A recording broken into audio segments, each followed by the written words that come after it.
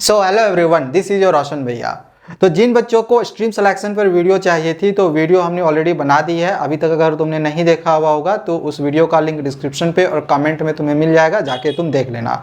जिसमें हमने बहुत ही अच्छे से समझा दिया है कि साइंस, आर्ट्स और कॉमर्स के क्या क्या कैरियर ऑप्शंस हो सकते हैं और तुम जल्दी से जल्दी जॉब कैसे ले सकते हो। चलिए वीडियो में आगे बढ़ते हैं और आगे मैं तुम्हें ये बताऊं कि तुम्हारी कॉपी चेकिंग की जो प्रोसेस है ये कहाँ तक हो पाई है और रिजल्ट कब तुम्हारी आ जाएगी और आगे क्या कुछ होने वाला है। इसके पहले कुछ बच्चों के कमेंट्स आए हुए हैं, पहले मैं इसका रिप्लाई कर दे रहा हूँ और तुम्हारे मन में भी अगर किसी तरह का क्वेश्चन होगा तो कमेंट कर देना, मैं तुम्हारा भी रिप्लाई कर दूंगा।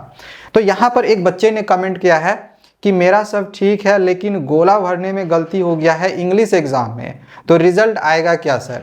देखो, जहाँ तक मेरा एक्सपीरियंस है, मैं इधर 12 सालों से पढ़ा रहा हूँ, तो आज तक मेरे पास ऐसा कंप्लेन किसी ने नहीं किया है कि गोला भरने की वजह से रिजल्ट नहीं आया हो। तो तुम 95% तुम चांस रख सकते हो कि रिजल्ट मतलब आ जाएगा। 95% चांस है। हाँ, 2-4-5% तुम ऐसा सोच सकते हो कि रिजल्ट हो सकता है कि उसके वजह से रिजल्ट लेटर यानी कि RL लिखा हुआ आ जाए, लेकिन ऐसा होता नहीं है। थोड़ा बहुत गलती जो होता है अगर हो जाए आंसर शीट भरने में तो वो माफ़ कर दिया जाता है, मतलब तुम्हारी रिजल्ट जो है वो दे दी जाती है। तो उम्मीद रख सकते हो 95% चांस है कि तुम्हारा जो रिजल्ट है वो आ जाएगा, तो टेंशन लेने की ज़रूरत नहीं है। ठीक है, बशर्ते कि पास होना पड़ेगा। ओके, इसके बाद अगला जो कमेंट है यहाँ पर किया हुआ है राघव ठाकुर ने। सर, मैंने कॉपी में लिख दिया है कि मुझे 14 मार्क्स दे देना पास होने के लिए, तो मेरे मार्क्स तो नहीं काट लेंगे। नहीं, ऐसा होता नहीं है कि तुम अगर ये कॉपी में लिख दो ये कि मुझे पास कर देना या 14 मार्क्स दे देना या फिर कुछ भी ऐसा है जो कॉपी में लिख देते हो तो उसकी वजह से मार्क्स तो नहीं कटते हैं। हालांकि ये लिखने के लिए CBSE वालों ने पहले ही मना किया हुआ था कि ऐसा कुछ नहीं लिखना है कॉपी में। ठीक है, गाना नहीं लिखना है, शायरी नहीं लिखना है, पैसे नहीं रखना है, ये ऐसी कुछ चीज़ें नहीं लिखनी है।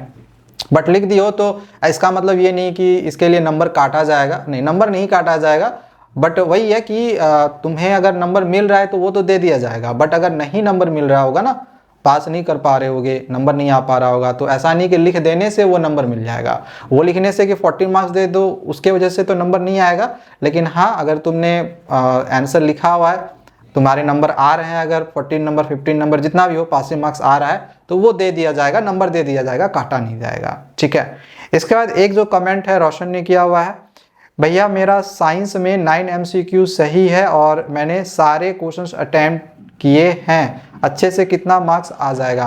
मतलब इसका कमेंट वही है कि 9 MCQ सही है साइंस में, तो इससे कितने नंबर तक आ सकते हैं, सारे क्वेश्चंस अटेम्प्ट किया हुआ है।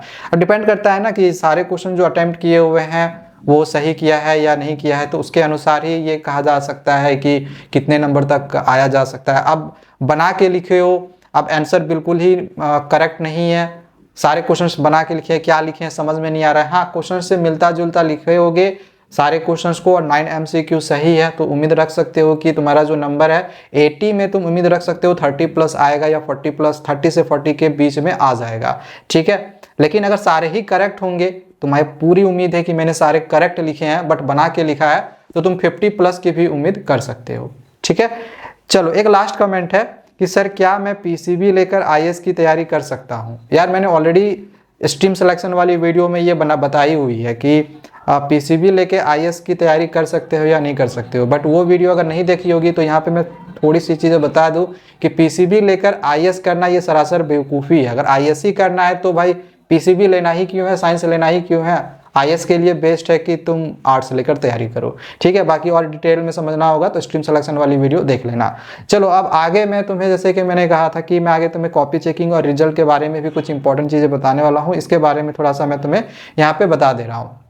सबसे पहले मैं अगर कॉपी चेकिंग के बारे में बताऊं तो जैसे कि मैंने अपने पिछले वीडियो में भी बताया हुआ था कि कॉपी चेकिंग का जो काम है ये ऑलमोस्ट डन हो चुका है। क्लास 10th का, क्लास 12th वालों का बचा हुआ है। ठीक है, क्लास 12th वालों का तो एग्जामिनेशन भी खत्म नहीं हुआ है ना, तो अभी तो आज शायद किसी सब्जेक्ट का परीक्षा था, आई थिंक हिस्ट्री का शायद आज परीक्षा था।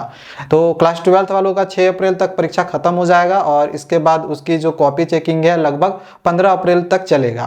तो 15 अप्रैल के बाद क्लास 12th वालों का कॉपी चेकिंग का काम पूरा हो जाएगा। 5-6 दिन तुम्हारा वेरिफिकेशन का काम चलेगा, यानी 20 से 25 अप्रैल के बीच तक तुम्हारा जो मतलब मार्क्स टोटल काउंटिंग करके करना, फिर मार्क्स देखना कि इसने सही काउंट हुआ है या नहीं काउंट हुआ है, या फिर कोई क्वेश्चन छूटा हुआ तो नहीं है। बहुत सारी ऐसी चीज़ें होती है, बहुत सारे ऐसे प्रोसेस है जिससे होकर गुजरना पड़ता है। तो वो सब सारी प्रोसेस होकर अभी जो है क्लास 10th वालों के गुजर रहे हैं, मतलब अभी चल रहा है क्लास 10th वालों का। और 12th का ये काम तुम्हारा चलेगा 20 अप्रैल के बाद, 20 से 25 अप्रैल के बाद, ठीक है। और 10th वालों का अगर मैं बात करूं, तुम्हारा मार्क्स अपलोडिंग का काम जहां से तुम्हारी रिजल्ट बननी शुरू होगी, तो ये तुम्हारा 10 अप्रैल के बाद ही होगा।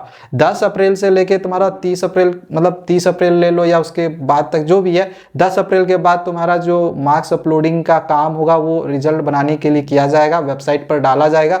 इसको लेकर तुम देख लेना, कभी भी सीबीएसई का वेबसाइट भी खोलोगे ना तो वो तुमको क्रैश नजर आएगा, वेबसाइट जल्दी खुलेगा नहीं। और नहीं खुल रहा होगा तो तुम समझ जाना कि या कहीं ना कहीं यहाँ पर मार्क्स अपलोडिंग का काम चल रहा है, इसी वजह से नहीं खुल रहा है, ठीक है। और जहाँ तक 12 का सवाल रहा, तो ये तुम्हारा लगभग अप्रैल तक तुम्हारा चलेगा, 20 अप्रैल के बाद। 10th वालों का 10 अप्रैल के बाद चलेगा, 20 अप्रैल से 25 अप्रैल के बाद तुम्हारा 12th वालों का चलेगा। तो यहाँ पर अब एक कन्फ्यूजन आ जाता है फिर रिजल्ट का।